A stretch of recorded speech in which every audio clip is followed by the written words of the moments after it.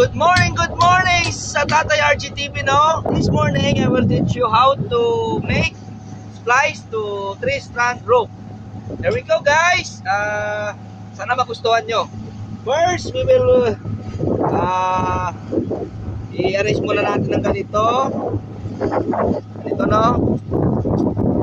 This is the technique para sa tatlong 3-strand rope, no?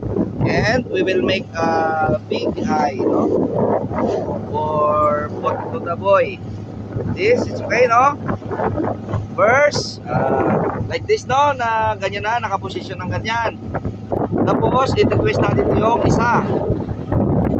Ganito, dapat nakaganito yung posisyon ng lobet. Ipapasok natin una. Una, kunin. Ilagay dito, iipit mo. Tapos sa sunod, ipapasok natin yung ikalawa, the second rope.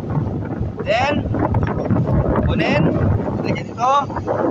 And the last, ipapasok na naman natin. Tuloy-tuloy lang yan para hindi tayo magkamali. Okay? You see?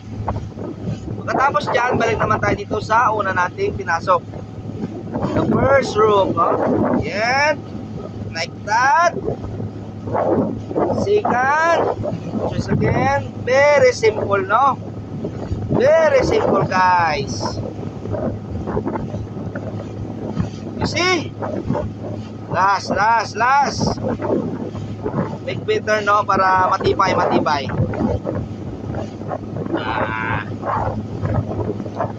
Pasensya lang kung mabilis, ha? And the last.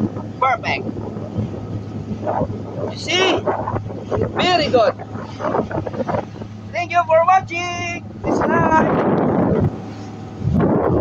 like and share. Buhay Seaman.